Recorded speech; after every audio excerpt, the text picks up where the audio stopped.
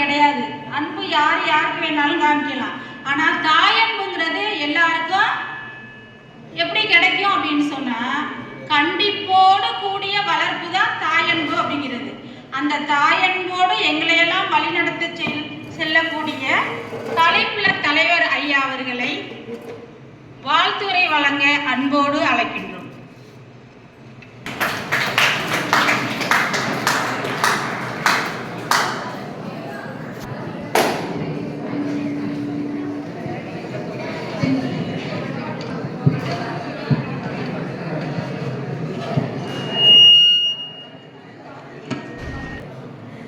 மதிப்பிற்கும்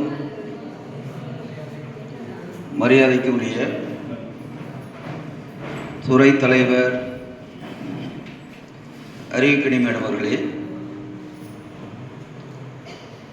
associate dean professor அமரேஷன் அவர்களே, கல்வியியல் துறையுடைய தலைவர் டாக்டர் குணசேகரன் அவர்களே, வேதியியல் துறை தலைவர் டாக்டர் சின்னராஜா அவர்களே,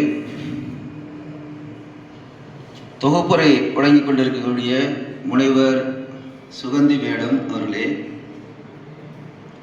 நன்றியுரையாற்ற இருக்கின்ற வீணைமுத்து அவர்களே மேடம் அவர்களே, பேராசிரியர் பெருமக்களே, மாணவ செல்வங்களே, அனைவருக்கும் எனது இனிய காலை வணக்கம். இவ்வளோ பெரிய அரங்கை நீங்கள் இன்னைக்கு தான் பார்த்துருப்பீங்க அக்ரியில் இருக்குங்கிறது. இது மாதிரி எத்தனை அரங்கு இங்கே இருக்குங்கிறத கொஞ்சம் யோசிச்சு பார்க்கணும். அதை யோசிச்சு பார்க்கறதுக்கு முன்னாடி இவ்வளோ பெரிய அரங்கங்களையும் உருவாக்கி நம்ம எல்லாம் இங்கே வந்து கூடுகின்ற அளவிற்கு வாய்ப்பினை உருவாக்கி விண்ணுலகிலிருந்து நம்மை பார்த்து கொண்டிருக்கக்கூடிய ஃபவுண்டர் சான்சலர் அவர்களை நினைவு கூர்ந்து அவர்களுக்கு மரியாதை செலுத்தும் முகமாக ஒரு செகண்ட் எழுந்து நின்று மரியாதை செலுத்துவோம். அன்புடன் கேட்டுக்கொள்கின்றேன்.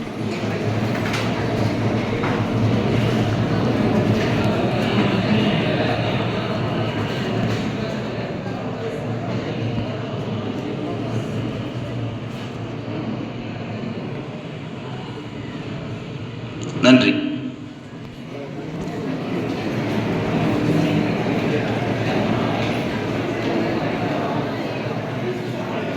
தமிழ்துறை சார்பாக நடத்தப்படுகின்ற இந்த விழாவிலே அவர்கள் கொடுத்திருக்கின்ற தலைப்பு தமிழும் வாழ்வும். உங்களுக்கெல்லாம் பேச்சுக்களையும் மற்ற இதர கலைகளையும் உங்களுக்குள்ளே எந்த அளவுக்கு ஒளிந்து கொண்டிருக்கிறது என்பதை வெளிப்படுத்த வேண்டும் என்பதற்காக நான் பலமுறை குரூப்பில் கூட செய்திகளை கொடுத்திருக்கிறேன். உங்களிடம் சின்ன திறமைகள் இருந்தாலும் உங்களுடைய வகுப்பாசிரியர்களும் கொடுங்கள். வாரத்தில் ஒரு நாள் ஒரு பீரியட் அதற்காக நாம் நியமித்து அதில் நீங்கள் பெரியவர்களாகுவதற்காக என்ன செய்யலாம் என்று பார்ப்போம் என்று கொடுத்து எனக்கும் அது அழுத்து போய்விட்டது. யாரும் பேர் கொடுக்க மாட்டேங்கிறீங்களா, இல்லை ஆசிரியர்கள் கேட்கலையான்னு தெரியல. நான்லாம் அந்த காலத்தில் பிஃபோர் 1980 பள்ளியில் படிக்கல ஒவ்வொரு சனிக்கிழமையும் மாணவர்களுக்கு பேச்சு போட்டி நல்லா எல்லாத்துலேயுமே பேர் கொடுத்துருப்பேன். அது பேர் கொடுத்ததுக்காக தலைமை ஆசிரியர் ஒரு தமிழ் ஆசிரியர் ஒருத்தர் எனக்கு எழுதி கொடுத்துருவாரு. அந்த வாரம் திங்கட்கிழமையிலேருந்து வெள்ளிக்கிழமை வரைக்கும் அங்கே ஒரு பெரிய கொல்லை மாதிரி ஒன்று இருக்கும். அதில் நடந்து படித்து சொல்லி பார்த்துக்கிட்டே இருப்பேன். அந்த வாரம் ஃபுல்லாக மைண்ட் அதில் தான் ஓடிக்கிட்டு இருக்கும். ஒரு 5 நிமிஷம் 10 நிமிஷம் போய் பேசுறதுக்கு.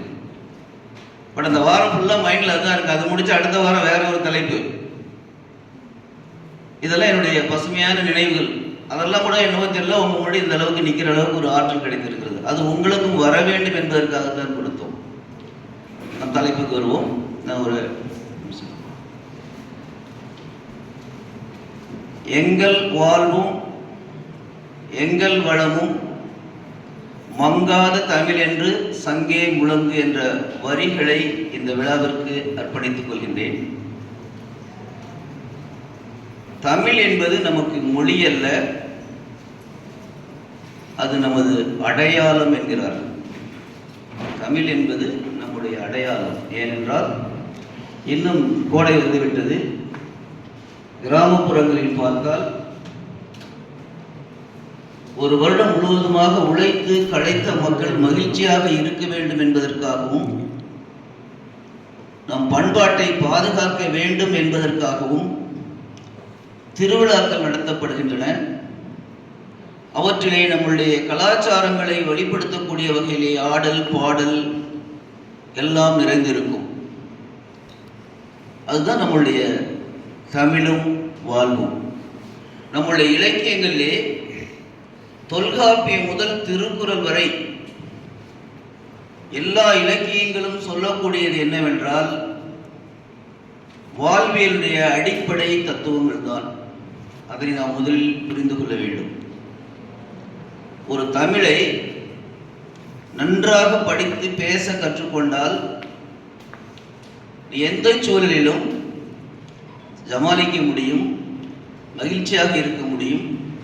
அதுவே உன்னுடைய வாழ்க்கையுடைய வளர்ச்சி கூட எடுத்துச் செல்வதற்காக நீ பயன்படுத்திக் கொள்ளலாம். நம்மளுடைய பயணங்கள் எதை நோக்கி இருந்தாலும், உதாரணமாக சிறந்த பேச்சாளர் எழுத்தாளர் ஐயா சுகிசிவம் ஐயா அவர்கள் என்று ஒரு நினைவு விரும்புகிறேன். அவர் ஒரு லாயர். அவங்க அப்பா படிக்க வச்சது வக்கீலுக்கு. ஆனா அவர் நீங்க என்ன செய்ய உரையாற்றிட்டு இருக்கிறாரு. அவர் உலக நாடுகள் தெரிகிற அளவுக்கு இருக்குது. டெய்லி இப்போ ரேடியோவில் கூட வர்றாரு. அவருடைய தமிழும் தமிழ் தொண்டும் பேச்சாற்றலும் தான். அமெரிக்கான்னு நினைக்கிறீங்கன்னு தெரியல, விவேகானந்தர் வந்து போயிருக்கும்போது அங்கே கேட்குறாங்க, என்ன கேட்குறாங்க, what is the difference between your culture and our culture? உங்களுடைய கலாச்சாரத்திற்கும் எங்களுடைய கலாச்சாரத்திற்கும் என்ன வேறுபாடுன்னு அவன் கேட்குறான். What is the difference between your culture and our culture? Fraction of செகண்டில் அவர் என்ன படிக்கிறாரு, உங்கள் நாட்டில் உள்ள எல்லோரும் பெற்ற தாயை தவிர மற்றவர்களை மனைவியாக நினைக்கிறார்கள். உங்கள் நாட்டில் உள்ள அனைவரும் பெற்ற தாயை தவிர மற்றவர்களை மனைவியாக நினைக்கிறார்கள். ஆனால் எங்கள் நாட்டில் கட்டிய மனைவியை தவிர மற்றவர்களை தாயாக மதிக்கிறார்கள். கைத்தட்டலாம்.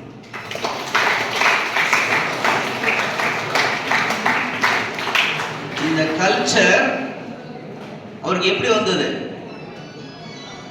அவர் தமிழை நன்றாக படித்ததாலும் கலாச்சாரங்களை பார்த்ததாலும் அவருக்கு கொடுத்த ஒன்று. அதே மாதிரி அண்ணாதுரையை பற்றி நீங்கள் கேள்விப்பட்டிருப்பீங்க. C.N. அண்ணாதுரை பேச்சாற்றில் மிகச்சிறந்தவர். கொடுத்த நேரத்தில் எல்லாவற்றையும் சொல்லக்கூடியவர். பல சொல்லிக்கொண்டே இருக்கலாம். நம்ம சிறப்பு கருத்துரையாளர் நிறைய வழங்குவார்கள். இருந்தாலும் நான் சில துணுக்குகளை இங்கே கொடுக்க விரும்புகின்றேன். அவருடைய நாவன்மை, பிரசன்ஸ் ஆஃப் மைண்ட், வியந்துருவீங்க. இந்த விழாக்கெல்லாம் நடத்துவது என்பது ஒரு கூட்டம்னா இப்படி தான் இருக்கணும். மாணவர்கள் இனிமேல் தயவு செய்து சொல்லாமலே இந்த ஸ்ட்ரக்சரில் உட்கார்ந்துக்க. அது கற்றுக் கொடுக்கறது தான் உனக்கு. நீ நாளைக்கு ஒரு தலைமை பண்பை ஏற்கும் பொழுது, ஒரு விழாவை எடுக்கும் பொழுது இந்த மாதிரி இப்படி திரும்பி பாரு, நீ முன்னாடி உட்கார்ந்து எப்படி இருக்கு, இப்போ எப்படி இருக்குது, இதை ஒரு மீடியாவை கொடுத்தா எப்படி இருக்கும். ஸோ அதெல்லாம் வேணுங்கிறதுக்காக தான் இதை நடத்துகிறோம். கடமைக்காகவோ எங்களுடைய அட்வர்டைஸ்மெண்ட்டுக்காக அல்ல. அவரிடம் ஒரு கேள்வியை கேட்கிறார்கள். What is the difference between complete and finished? கம்ப்ளீட்டுக்கும் ஃபினிஷ்டுங்கிறதுக்கும் என்ன வேறுபாடு? ஒரு 10 பேர் சேர்ந்து அவங்கள கேட்கும்போது எல்லாரும் ரெண்டும் ஒரே மீனிங் தான் சொல்றாங்க. கம்ப்ளீட்னாலும் ஒன்று தான், இன்னொரு வார்த்தை என்ன சொன்ன, ஃபினிஷ்னாலும் ஒன்று தான் எல்லாரும் சொல்றாங்க. பட் இவர் என்ன சொன்னார் பாருங்க, அவருடைய நாவன்மை, தமிழ் புலமை, அதோட ஆங்கில புலமை, அவைகளை சேர்ந்தவர் என்ன சொல்றாரு, நீங்கள் ஒரு சரியான பெண்ணை திருமணம் செய்து கொண்டால், யார சரியான பெண்ணை திருமணம் செய்து கொண்டால் உங்கள் வாழ்க்கை கம்ப்ளீட், நிறைவு பெற்றது. மீனிங் புரியுதா? ஒரு சரியான பெண்ணை திருமணம் செய்து கொண்டால் உங்கள் வாழ்க்கை கம்ப்ளீட். அதுவே ஒரு தவறான பெண்ணை திருமணம் செய்து கொண்டால் வாழ்க்கை நீங்க கம்ப்ளீட் பண்ணிக்கலாம், ஃபினிஷ். அப்படின்னா என்ன அர்த்தம்? அவ்வளவுதாண்டா உன் வாழ்க்கை தொலைஞ்சு போச்சு. உன் வாழ்க்கை என்னோட போட்டோவுக்கு சிரிக்கிறதுக்கு மொதல் கட்டுறல அதோட போச்சா. என்ன சொன்னாரு? நீ ஒரு சரியான பெண்ணை திருமணம் செய்து கொண்டால் உன் வாழ்க்கை கம்ப்ளீட். அதுவே ஒரு தவறான பெண்ணை திருமணம் செய்து கொண்டால் வாழ்க்கை ஃபினிஷ்ட். இன்னும் தெளிவா புரிய வைக்கணும், அவங்களுக்கு இன்னும் புரியல. அடுத்து என்ன சொல்றாரு? அந்த சரியான பெண் யாரு? சரியான பெண்ணை கட்டிட்டான் இல்லையா? அந்த சரியான பெண் உன்னை தவறான பெண்ணுடன் பார்த்து விட்டால், அந்த சரியான பெண் உன்னை ஒரு தவறான பெண்ணுடன் பார்த்து விட்டால் உன் வாழ்க்கை கம்ப்ளீட்லி க்ளோஸ்ட், கம்ப்ளீட்லி ஃபினிஷ்ட். புரியலையா? அந்த சரியான பெண் உங்களை தவறான பெண்ணுடன் பார்த்து விட்டால் உங்கள் வாழ்க்கை கம்ப்ளீட்லி ஃபினிஷ்ட். அப்ப கம்ப்ளீட் வேற, ஃபினிஷ்ட் வேற. இங்கே அவருடைய ஆங்கில புலமையும் இருக்கிறது, அவருடைய தமிழ் புலமையும் இருக்கிறது.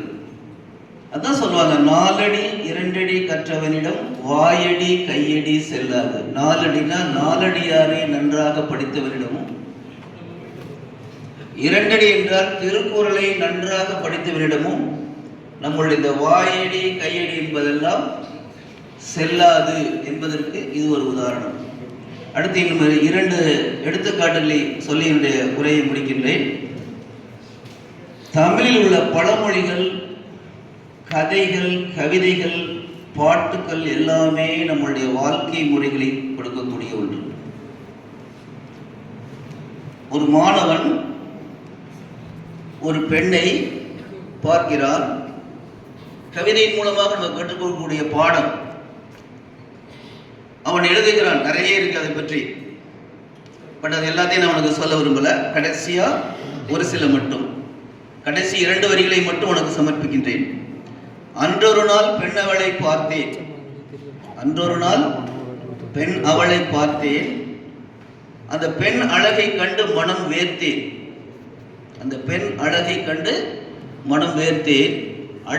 அடுத்த வார்த்தை இது இன்னொரு தாட்டு சொல்லுது. இது ஃபர்ஸ்ட் உள்ள நினைவலைகள் அவனுக்கு போகுது, எக்ஸைட்டட் மைண்டு.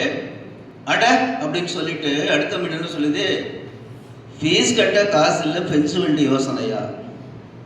அவன் மனசு என்ன சொல்லுது? ஃபீஸ்னா என்ன? Tuition fees.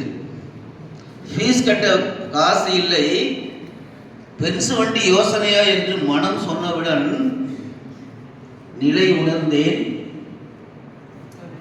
மனம் மறந்தேன். இதுதான் உங்களுக்கு. நிலை உணர்ந்தேன், மனம் மறந்தேன். இளமை காலத்தில் எல்லோருக்கும் ஏற்படக்கூடிய வாலிப பருவம் என்றால் இயற்கை தான். குழந்தை என்றால் அழ வேண்டும், வாலிப பருவம் என்றால் அந்த முறுக்குகள் இருக்கத்தான் வேண்டும். இல்லை என்றால் நீ வாலிப பருவத்தில் இல்லை. ஆனால் உன்னுடைய இன்னொரு மனம், தன்னை உணர்ந்தார் தரணி ஆழ்வார். ஒவ்வொரு சூழலிலும் நீ உன்னை எடை போடு. அந்த எடை போட்டு கொண்டால் நீ எந்த சூழலிலும் உன்னை நீ ஒழுங்குபடுத்திக் கொள்ள முடியும். உனக்கு எந்தவித இழுக்கும் வராது. செல்ஃப் அசஸ்மெண்ட் அப்படின்றத சொல்லுவாங்க. அதுக்கு தான் இந்த கவிதையின் மூலமாக ஒரு மாணவன் உணர்த்தக்கூடிய ஒன்று. அதே மாதிரி நீ பப்ளிக்ல பேசும்போது உன்னை எவ்வளவு கிண்டல் பண்ணணும், கேலி பண்ணணும், வாழ்க்கையில பிறண்டு பேசுறியான்னு பார்த்துட்டே இருப்பான். அதுக்கு ஒரு சின்ன செய்தி தான். வார்த்தை முன்னாடி போட்டா என்னாவது, பின்னாடி போட்டா என்னாவதுங்கிறதுக்கான முன்னாடி பேசும்போது எப்படி இருக்கணுங்கிறதுக்காக ஒரு பஸ்ல பயணம் செய்யும் போது ஒரு பெண் முன்னாடி போய் ஏறி உட்கார்றா, அவங்க அப்பா பின்னாடி போய் ஏறி உட்கார்ற. முன்னாடி அப்படித்தான், ஆண்கள் பின்னாடி வழியா ஏறணும், பெண்கள் முன்னாடி ஏறணும். அவர் பின்னாடி போய் உட்காந்துறாரு, இவர் இந்த அம்மா அந்த பொண்ணு முன்னாடி உட்காருது. டிக்கெட் எடுக்கிறவன் கேட்டுட்டு இருக்கான். என்ன கேட்குறான் தெரியும் சார், பின்னாடி கண்ணாடி போட்டு உட்காந்துருக்காரு சார், அவர் தான் சார் எடுப்பாரு. இது யதார்த்தமான வார்த்தை, கலோக்கியெல்லாம் நம்ம பேசக்கூடியது. அந்த டிரைவர் கொஞ்சம் கிண்டல், புரியுதா? அப்ப இந்த கேலி கிண்டல் நையாண்டிகளுக்கு நாம் இடம் கொடுக்காமல் இருக்க வேண்டுமானால் அந்த பெண் அந்த வார்த்தையை எவ்வாறு பயன்படுத்தி இருக்க வேண்டும்? பின்னாடி கண்ணாடி போட்டு என்பதை விட கண்ணாடி போட்டு பின்னாடி உட்கார்ந்துருக்கார். அந்த வார்த்தை அப்படியே தூக்கி போடுங்க. எங்க அப்பா கண்ணாடி போட்டு பின்னாடி உட்கார்ந்துருக்காரு. அதுல நிறைய பேர் கண்ணாடி போட்டு அது பிரச்சனை வராது. கண்ணாடி போட்டு பின்னாடி உட்கார்ந்துருக்காருன்னு சொல்லி தான் அது பிரச்சனை வந்துருக்கு. இது எதுக்கான தமிழில் உள்ள நயங்கள், வார்த்தை அப்படியே மாற்றி போட்டால் என்னென்ன விளைவுகள் வரும் என்பதற்காக உள்ள ஒன்று. எனவே நீண்ட நேரம் நான் எடுத்துக்கொள்ள விரும்பவில்லை. தமிழ் இலக்கியங்கள் என்பது அன்பு, அடக்கம், அமைதி, அறம், அறிவு, ஆற்றல், உண்மை, உழைப்பு, நேர்மை, நாணயம், உயர்வு, ஒழுக்கம், இரக்கம், ஈகை, வீரம், காதல், கடமை, நீதி, நெறி, இன்னும் பல முதலானவற்றை உள்ளடக்கியது. எனவே தமிழோடு வாழ்வோம், தமிழோடு உயர்வோம். நன்றி, வணக்கம்.